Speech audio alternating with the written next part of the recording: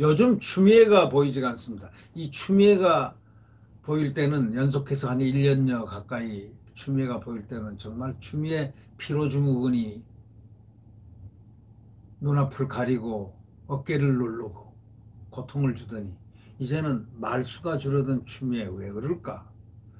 이런 어, 얘기를 많이 하는 경우들이 있죠. 추미애가 왜 요즘 말이 없지? 말수가 줄었네. 이렇게 얘기하는.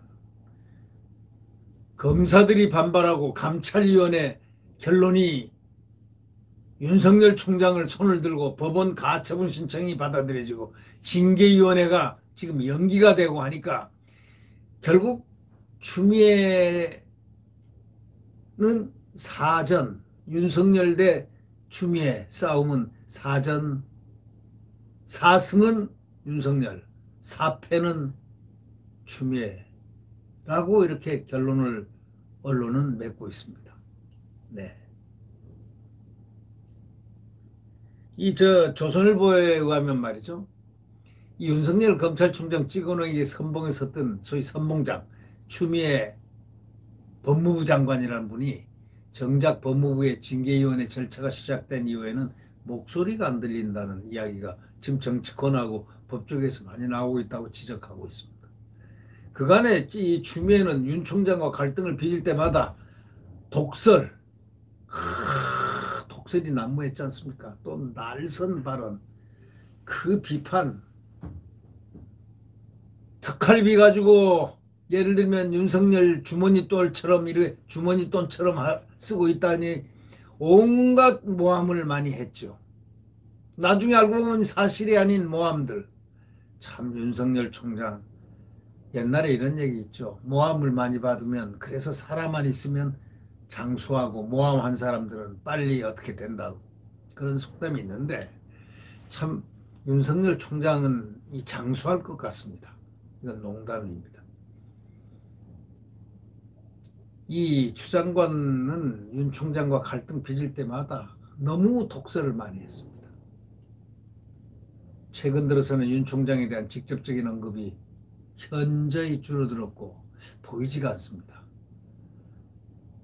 윤 총장을 겨냥한 수사를 밀어붙이고 총장 지휘권을 수차례나 박탈해가면서 또 아무것도 아닌 소리를 만들어내가지고 윤 총장이 나쁜 사람 도덕적으로 어떤 모든 면으로 나쁜 것처럼 자꾸 포장을 해갔던 국회나 뭐 장소와 시시때때를 가리지 않고 해왔던 추미애 많이 달라진 모습입니다.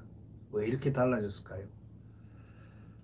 정치권에서는 추미애에 대한 여권 일각의 부정적 분위기를 의식한 것 아니냐 이런 말과 함께 이용구 법무차관을 전면에 내세우고 추미애를 전략적으로 뒤로 빠지게 한 것 그런 거 아닐까라는 그런 해석도 내놓고 있다고 언론은 분석하고 있습니다.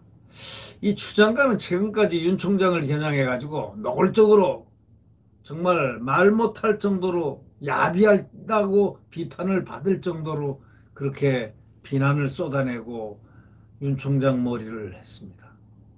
아마 목장에서 소몰이하고 또 그 이상의 참혹한 가혹행위를 했다고 해도 과언이 아니지 않습니까? 한명숙 불법 정치자금 수수 의혹이라든가 채널A 사건 한번 두고 보십시오. 채널A 사건에는 정말 억울하게 한동훈 검사장 지금 그 법무위원으로 한직에 밀려가 있고 19개월 만에 직장을 3번이나 옮겨야 되는 그런 불운을 맛본 검사장 그리고 공중부양을 부장검사 아래 부장검사로부터 당했던 한동훈 검사장 등등 이런 윤 총장과의 그 갈등을 갖다가 만약에 벌인 스토리를 나중에 드라마로 아마 표현한다면 정말 흥미진진이 아니라 국민들 그 시청하는 국민들은 다시 두 주먹을 불끈불끈 치다가 두 주먹에 쥐가 날 정도가 아마 될 것 같습니다. 지난 6월에 민주당 초선의원 간담회에서 이런 얘기 했지 않습니까? 검찰총장이 제 지시를 절반 잘라 먹었다 이랬죠. 그럼 말하면서 이 책상을 꽝 쳤습니다. 그냥 책상을 치면서 역대 검찰총장 중 이런 말 안 듣는 총장과 일해본 장관이 없다. 아니 이런 총장 이런 장관이 없다면 이런 총장과 일해본 장관이 없다? 그것도 무슨 말입니까? 별 희한한 얘기. 이렇게 모략을 했다 이런 얘기죠. 추 장관 태도는 윤 총장에 대한 법무부 징계위원회가 시작된 지난 10일 이후 달라졌습니다. 10일 징계위원회 회의 시작 1시간 전쯤인 오전 9시에 경기 과천 법무부 청사로 출근하면서 기자들 질문에 일절 답을 안 했습니다. 기자들의 질문이 이어지니까 계단을 뛰어오르다시피 하면서 자리를 피했다는 겁니다. 이날 그는 페이스북에도 이렇게 썼습니다. 공수처와 관련된 글을 올렸을 뿐 윤 총장에 대한 직접적인 언급 안 했습니다. 그는 지난 8일 국회 법제사법위원회 전체회의에 이어가지고 9일 국회 본회의에 참석했을 때도 별다른 발언을 안 했습니다. 이런 추 장관의 침묵을 두고 검찰 안팎에서는 윤 총장을 겨냥했던 여러 조처가 판판이 판정패를 당하는 상황을 반영한 것 아니겠냐 그런 관측을 내놓고 있습니다. 윤 총장 직무정지 조치라는 바로 그것이 전국 검사들의 집단 반발을 촉발시켰고 지방검찰청 평검사뿐이 아니라 고검장들까지 전부 다 들고 일어나서 직무정지 명령은 위법하고 부당하다 성명을 잇따라 발표했습니다. 법무부 장관, 법치를 지켜야 할 장관이 위법하고 부당하다는 검찰 조직의 그 고검장들의 성명까지 받을 정도 되면 얼마나 위법하고 부당했으면은 이 검사장들이 나서가지고까지 평검사에 이르기까지 다 이렇게 일어섰겠습니까? 세상에 이거는 기네스북에 오를 일입니다. 지난 1일에는 외부위원들로 구성된 법무부 감찰위원회가 만장일치로 직무정지는 부적절하다고 딱 의결했습니다. 어떻게 생각하십니까? 행정법원도 조미연 재판장 아주 명판결을 했는데요. 윤 총장이 낸 직무정지 명령 집행정지 신청을 받아들여서 총장직 복귀 결정을 내렸습니다. 윤 총장이 그랬던가요? 그 조미연 재판장의 판결문은 행정법과 그 형사법의 교과서에 나올 만한 문장, 대단한 명문이라고 격찬을 아끼지 않았습니다. 사실상 그 내용 문장을 보면 말이죠. 기가 막힌 명문입니다.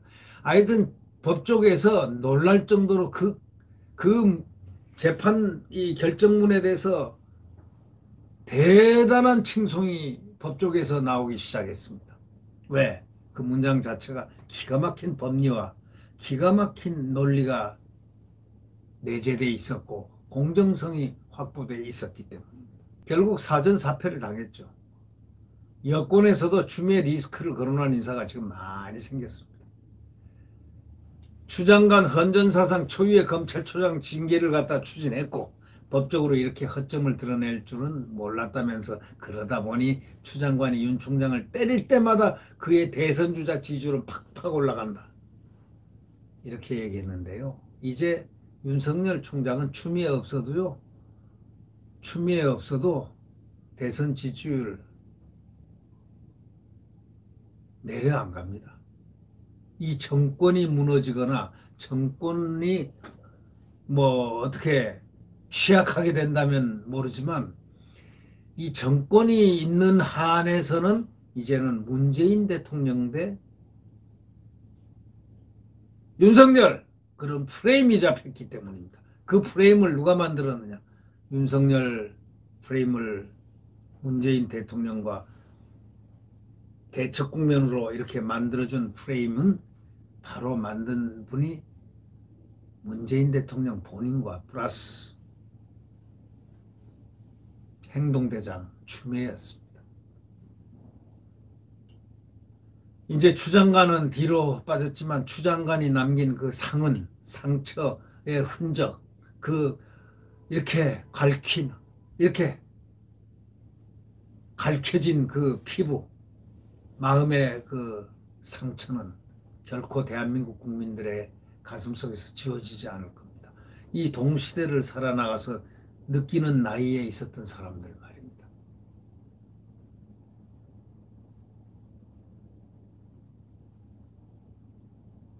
윤 총장 징계 자체를 정치적 차원에서 없던 일로 이제 되돌릴 수는 없습니다. 너무 멀리 왔다 이거죠. 일단 증거의원의 단계를 마무리하고 정치적인 해법을 모색을 해야 되는데 들리는 얘기로는 3개월 정직 해임 시켜놓으면은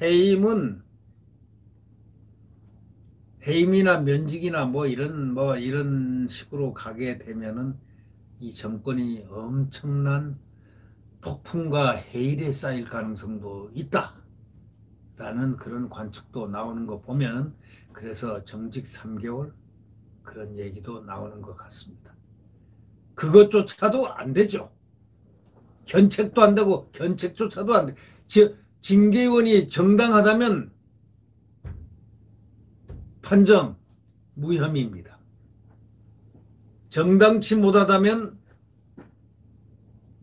뭔가 또 나오겠죠.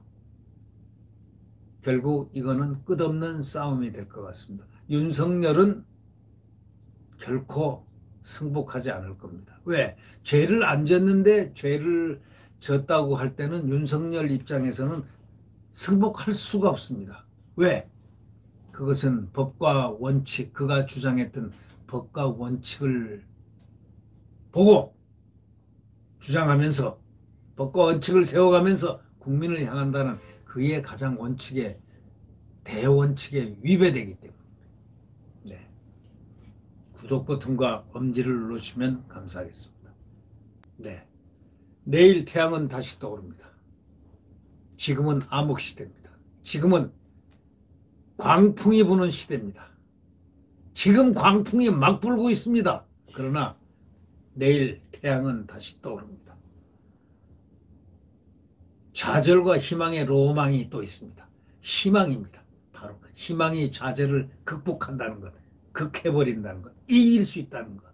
네, 바로 그것입니다. 네, 오늘도 평안하고 강인한 하루를 보내시기 바랍니다. 안녕히 계십시오.